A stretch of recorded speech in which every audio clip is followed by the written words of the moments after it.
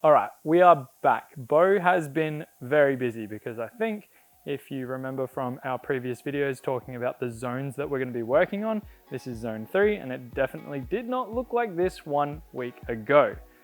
We're going to show you basically everything that's gone into getting the deck into the first phase of its build. It looks like an absolute mess right now, but this will very shortly become a great space to entertain and a great place to hang out in the backyard. Before taking any steps to build this deck, a concept came before it. Bo is pretty artistic. He's very clever in his ways of his skill set being a landscape designer, and he actually did some sketches to show us what the vision would look like. This was the artist's impression of how this space was going to look. So we started with a concept, here it is on screen, and what it's going to turn into is what you're going to watch throughout the rest of this video, and most likely what will be the next part where we finish off the build. We had to get the air conditioner unit off the old porch. In some crafty engineering, we made a slippery dip out of some planks of timber, got it down nice and safe with a bit of rope. We had to be careful with the existing pavers not to drive over too many and smash them because they're very brittle. We tried to salvage as many as we can so we can relay them in the shed later on. Again, repurposing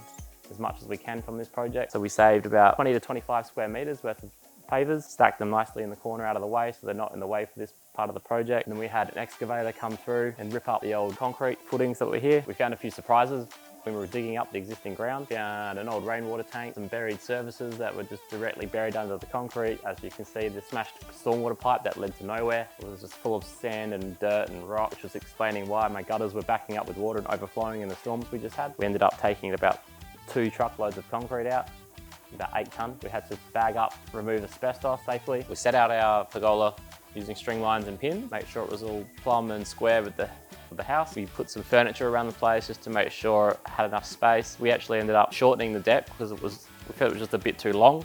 And it also gave us a bit of extra timber to work with in case there was any errors. Otherwise it was a bit close. So we ended up going from 5.5 meters to 5 meters. Once we strung up all the string lines and the boundaries, we got busy digging the holes. It was really important to get the holes in the same spot along the string line and put the stirrups in so that when the posts go up, they were all in the right alignment. It's important to keep the posts off of the ground just in case any moisture does sit below the post. You don't want it to rot up through the post. That's why we put all of our posts on stirrups. So we started building. Once we put the wall plate up, big chunk of plank of wood along the wall, bolted that to the wall. That's where all our rafters will be suspended from. It's going to take the bulk of our weight. Once we had the wall plate up, we put the posts up, make sure they were plumb and straight. We notched out the beams so that they slot in nice and snugly with the edge of the post. Just a really nice aesthetic look at the end of the day. So it may not look like much at the moment, but this has been a long, hard slog to get to here. We've spent 3 whole days almost out here. So a massive shout out to my Uncle Joe and my mate Ben who have been helping me along the way. Pretty much got the frame of the pergola up on the decking. We started with the pergola first while I had some free hands around to help use ladders and hang the higher parts of the pergola. So in that case, if I do get caught out having to do work by myself, I can work down low and prop things up with bricks. We've also started with the pergola because if this takes longer than expected, I can always staple a shade cloth on top and we'll at least have some shade over summer to sit under. Next up is installing the deck. I don't know if you can see it from there, but we've got a considerable drop off from inside the house floor to the ground. We're about 600 to 700 high at the moment, and we will probably step it down just a little bit so we're not overlooking the neighbors and we're not so close to the underside of the ceiling. We don't want it to be too short because it'll be really hot in summer underneath the polycarb sheet. So originally in the design, I was going to put under deck rainwater tank because it was going to be about 700 mils high, which was enough to fit about 8,000 litres of water under the tank. Unfortunately, as with a lot of construction projects, a lot of unexpected things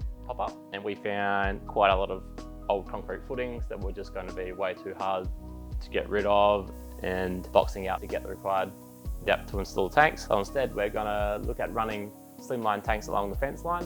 So we'll still look at capturing about 6,000 to 8,000 litres of rainwater along the fence. We've offset the pergola approximately 500 millimetres from the fence, again just so we don't damage the fence, because that will probably need to be replaced in the future. So for ease of access, we've kept it off. The deck will also be about 900 mils away from the fence, again just for accessibility reasons. We don't want to be digging and working in such a tight space, so it just gives us that extra space to work in and put rainwater tanks as well.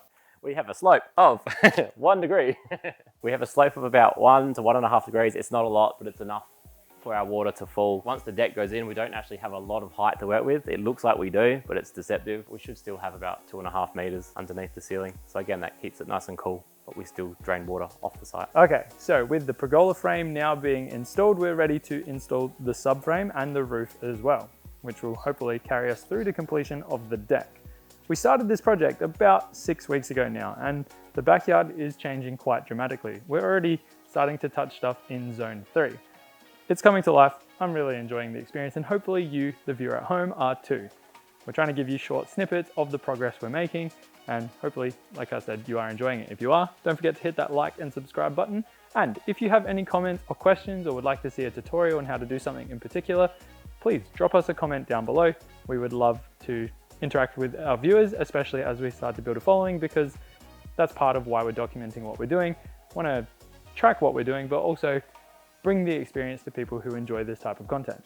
With that being said, stay tuned for the next video. It will be coming soon. And as always, we will see you in the next one. Bye for now. Huh? All right, cool. So stand behind it. 3 points of contact.